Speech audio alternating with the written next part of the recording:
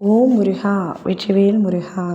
என் அன்பு பிள்ளையே, ஒரு ரகசிய உறவு வெளி உலகிற்கு தெரிய வர உள்ளது. யாருடைய ரகசிய உறவையப்பா சொல்கிறீர்கள் என்று தானே கேட்கின்றார். சொல்கின்றேன், இதை முழுமையாக கேள் தங்கமே. எத்தனை நாட்கள் தான் ஒரு ரகசியம் மறைக்கப்படும், யாருக்கும் தெரியாது, மறைத்து விடலாம், போய் பேசிவிடலாம் என்று பல கற்பனைகள் எண்ணினாலும் உண்மை ஒரு நாள் வெளிச்சத்திற்கு வந்தே தீரும் தங்கமே.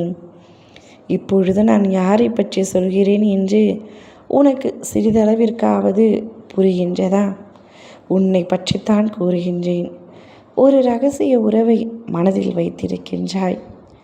அதனால் இப்பொழுது நிகழும் உன் வாழ்க்கை சற்றும் விருப்பமில்லாத வாழ்க்கையாக உனக்கு இருக்கின்றது. பிரிந்தவரை மனதில் நினைத்து கொண்டு இப்பொழுது இருக்கும் வாழ்க்கை எதற்காக தொலைத்து கொண்டு இருக்கின்றாய்? உன்னவரிடம் இந்த உண்மையை உன்னால் சொல்ல முடியுமா? சொன்னால் உன் நிலைமை என்ன? சற்று சிந்தித்து யோசித்து பார் தங்கமே.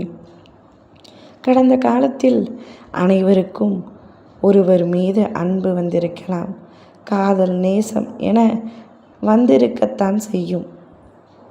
ஆனால் அது தொடரவில்லை, முடிந்துவிட்டது என்றால் இப்பொழுது இருக்கும் வாழ்க்கையை ஏற்றுக்கொண்டுதான் வாழ வேண்டும்.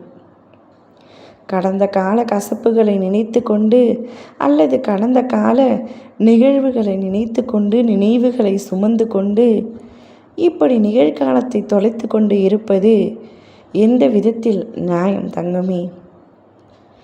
உனக்கு விருப்பம் இல்லை என்று அவர் நினைத்து கொண்டிருக்கின்றார்.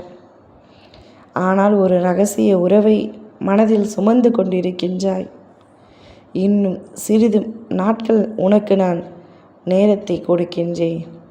அதற்குள் அந்த உறவை மறந்துவிட்டு இப்பொழுது இருக்கும் முன்னவருடன் மகிழ்ச்சியாக வாழ முற்படு. இல்லையென்றால் உன்னுடைய ரகசிய உறவு வெளி உலகத்திற்கு தெரிய வந்துவிடும். அது தெரிந்தால் உன் நிலைமை என்ன ஆகும் என்பதை சற்று யோசித்து பார். அப்பொழுது நீ யோசிப்பாய், தெரியாமல் தவறு செய்துவிட்டோம் என்று. அதனால்தான் முன்கூட்டியே நான் உனக்கு எச்சரிக்கை செய்கின்றேன். எப்பொழுதும் கடந்த காலம் வெறும் நினைவுகளாக மட்டுமே அழிந்து போய்விட வேண்டும் தவிர அதை நிகழ்காலத்தில் வைத்து வாழ்வது மிகவும் தவறு. நீ அந்த தவறைத்தான் இப்பொழுது செய்து கொண்டிருக்கின்றாய். நீ அதை செய்வதனால் உனக்கு மட்டும் கஷ்டம் அல்ல, உன்னை சுற்றி இருப்பவருக்கும் கஷ்டம், உன்னுடைய துணைக்கு மிகவும் கஷ்டம். வாழ்க்கையின் நெறிமுறைகளை புரிந்து கொண்டு வாழ முயற்சி செய். உன் வாழ்க்கை உனக்கானது. அதை மற்றவர்களுக்காக வீணடித்து விடாதே.